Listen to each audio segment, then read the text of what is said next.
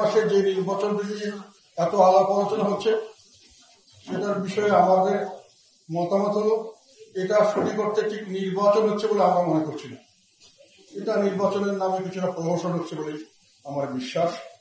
কেননা যেটা আমরা শেখ হাসিনা সরকারের যে নির্বাচনকে নিয়ে আমরা এত সমালোচনা করেছিলাম যে শেখ হাসিনা নিজের দলের সঙ্গে দলের একটা নির্বাচন করেছিলেন, যেখানে দল তার প্রতিপক্ষ নিজের দলের লোকের সঙ্গে কম্পিটিশন করেছিলেন। সামান্য কিছু ব্যতিক্রম ছিল, আমাদেরকেও সেখানে ওরা নিয়ে এসেছিলেন কিছুটা বাধ্য করে। এখনো মোটামুটি সরকারি দল এবং আধা সরকারি দল এই দুটোর মধ্যে নির্বাচন হচ্ছে। সাধারণত এই ধরনের নির্বাচনে একটা পক্ষ যদি একেবারে নিউট্রাল গভর্নমেন্টের আন্ডারে হয়, নিরপেক্ষ, তাহলে এক পাশে থাকে এক পক্ষ আর এক পাশে থাকে তার প্রতিপক্ষ। এখানে মোটামুটি সরকার পক্ষ এবং অর্ধ সরকার আধা সরকারি এই ধরনের দুটো দলের কম্পিটিশন হচ্ছে। প্রতিপক্ষ যেমন শেখ হাসিনা ছিল দলের লোকের সঙ্গে দলের লোকের, এখানে সরকারি দলের সঙ্গে আধা সরকারি দলের কম্পিটিশন। প্রতিপক্ষ সেভাবে আমরা দেখি। তো সেই কারণে মনে করি যে এটা নির্বাচনের নামে একটা প্রহসন হবে এবং সেখানে মোটামুটি কিছুটা হলেও শেখ হাসিনার মতো একেবারে পূর্ব নির্ধারিত দল সম্ভাবনা আছে। আর যারা সরকারি দল হিসেবে সরাসরি এখানে যেহেতু কম্পিটিশন করছে, সেজন্য বলছি যে সরকারি দল যেটাকে সরকার যাদেরকে গ্রহণ করেছেন যে আমাদেরকে এনারা আমাদের নিয়োগকর্তা এবং এনারা আমাদের অভিভাবক, এবং তাদের দিয়ে দল গঠন করেছেন সরকার, সর্বাত্মকভাবে সেই দলকে সমর্থন করেছেন এবং সেই দলের দুজন অ্যাডভাইজার এখনো মন্ত্রিসভা আছে এবং তারা যেখানে যাচ্ছে সেখানে একেবারে সরকারি একটা মোটামুটি যাদের যে কোনো দলীয় সদস্য সরকারি প্রোটোকল পাচ্ছেন, সুযোগ সুবিধা পাচ্ছেন, সরকারি দল হিসেবে যা পাওয়ার দরকার সবই তারা পাচ্ছেন। এবং তাদের পৃষ্ঠপোষক হিসেবে যে দলটি আছে আমাদের, সেই দলগুলি জামাত ইসলাম এবং তার সঙ্গে আর কিছু দল, এগুলো মোটামুটি সরকারি একেবারে সরকারি দল হিসাবে ওনারা যেটা যেখানে করতে চাচ্ছেন সেটা করতে পারছেন এবং সেইভাবেই সরকারি দল হিসাবে ওনারা ফাংশন করছেন। তো সরকারি দল 3-4 ভাগে সকলে মিলেই একটা হয়েছেন। আর এক পাশে আধা সরকারি দল হল বিএনপি, আধা সরকারি দল, এরা করে 100% সরকারকে কন্ট্রোল করতে পারছেন না, কিন্তু মোটামুটি 50 ভাগের বেশি হলেও তারা সরকারকে কন্ট্রোল করছেন। তো সরকারের সঙ্গে সরকারের নির্বাচনের জায়গায় সরকারের সঙ্গে আধা সরকার এই ধরনের একটা নির্বাচন হচ্ছে। আর বাইরে তখনও 50 ভাগের বেশি মানুষকে এই নির্বাচন থেকে বাইরে রাখা হয়েছিল, এখনো 50 ভাগের বেশি মানুষকে এই নির্বাচন থেকে বাইরে রাখা হচ্ছে। কাজে নির্বাচনের যদি ওটাকে খারাপ নির্বাচন বলা যায়, এটা যে ভালো নির্বাচন হবে এরকম মনে করার কোনো কারণ নেই। সরকার কোনো ক্রমেই নিজেকে নিরপেক্ষ দাবি করতে পারেন না এবং সেইভাবে ওনারা চেষ্টাও করছেন না। এবং সরকার কোনো ক্রমেই অবাধ মানে হলো সকলের সাথে সকলকেই আসতে দিতে হবে, সবাই মিলেই নির্বাচন করুন। সেই পরিস্থিতি শেখ হাসিনা একটা পরিস্থিতি সৃষ্টি করে এটা করেছিলেন। ওনারা একেবারে অ্যাডমিনিস্ট্রেটিভ অর্ডার দিয়ে ওনারা করছেন।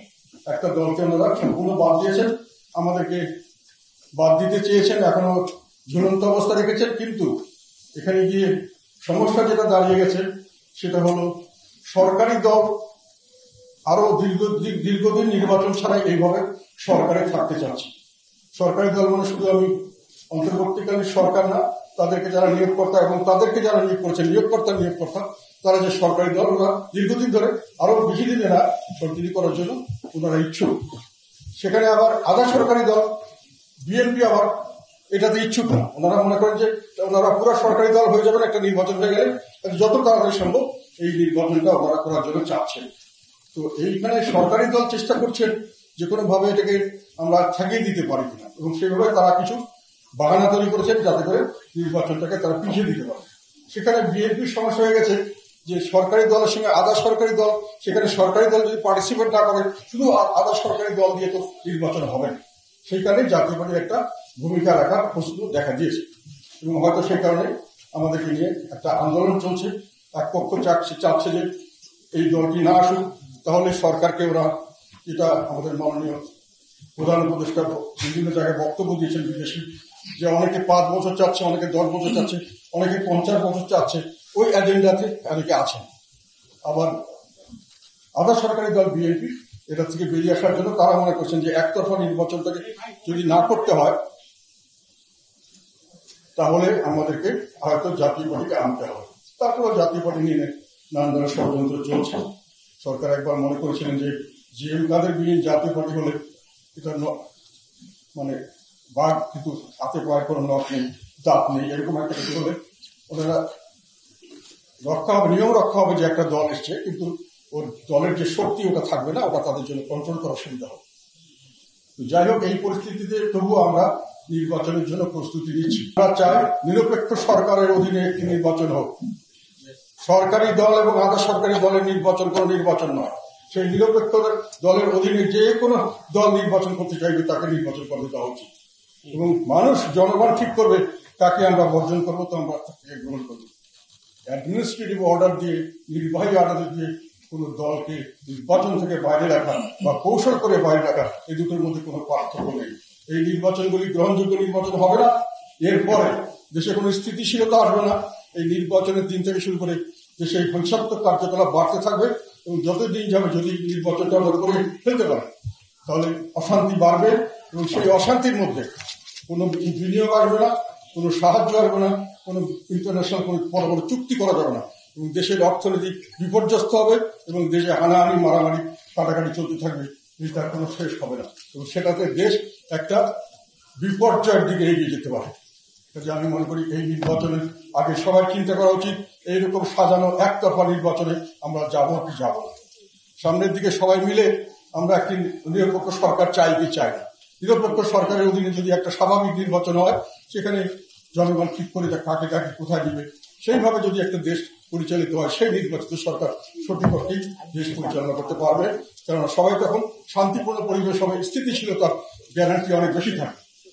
আর যেটা সমস্যা এখানে দেখা দিয়েছে যে যারা সরকারি দল ওনারা বেশি দিন থাকতে চাচ্ছেন, কারণ ওনারা দেশের উপরে তাদের সম্পূর্ণ নিয়ন্ত্রণটা নিতে চাচ্ছেন। দেশটাকে তারা একেবারে কব্জাগত করতে চাচ্ছেন। তারা পুলিশ প্রশাসনে তারা দলীয়করণ করে ফেলতে চাচ্ছেন, করছেন ব্যাপকভাবে, তাদের লোক ঢুকিয়ে দিচ্ছেন, তাদের নির্বাহী বিভাগে তাদের লোক সবখানে ঢুকিয়ে দিচ্ছেন, বিচার বিভাগে তারা বিভিন্ন, এবং বড় বড় প্রতিষ্ঠান, public service commission, human rights commission, নির্বাচন কমিশন, যেগুলো যেগুলো আছে সমস্ত কমিশনগুলোতে তারা নিজস্ব লোক বসিয়ে দিতে চাচ্ছেন, এবং একই সঙ্গে তারা দেশের সম্পূর্ণ সংবিধান এবং শাসন পদ্ধতি সবকিছু তাদের নিজের ছক মতো করার জন্য তারা উদ্যোগ নিয়েছেন। মানে সম্পূর্ণ দেশটাকে তারা নিজের কবজা করবেন, নিজের স্টাইলে চালাবেন, এবং নিজের যেভাবে তারা ভালো মনে করে সেভাবে চালাতে চেষ্টা করবেন। এই উদ্দেশ্যে তারা সময় চাচ্ছেন, যত বেশি সময় পাবেন তারা শক্তিশালীভাবে করতে পারবে। আমার কথা হলো, এই ম্যান্ডেট তাদেরকে কে দিয়েছে? এই নির্বাচনে আমরা ছিলাম। জাতীয় পার্টি আগা থেকে গোড়া পর্যন্ত শুধু নির্বাচনে নয়, তার আগে হাসিনা সরকারের বিরুদ্ধে যত ধরনের কথা প্রতিবাদ করা দরকার, যত কিছু করা দরকার আমরা করেছি। আমাদের মানুষ শহীদ হয়েছে, আমাদের মানুষ জেলখানে গেছে, আমরা বিভিন্নভাবে হেনস্থার শিকার হয়েছি, তথাপি কিন্তু আমরা সরকারের বিরুদ্ধে কাজেই আমরা তো এই জুলাই আন্দোলনের শুরু না, তার আগের থেকে হাসিনা সরকারের বিরুদ্ধে যে কোনো আন্দোলনে, যে কোনো সময়, যে কোনো পথে জাতীয় পার্টির সোচ্চার ছিল, এবং জাতীয় পার্টির সোচ্চার এখনো আছে।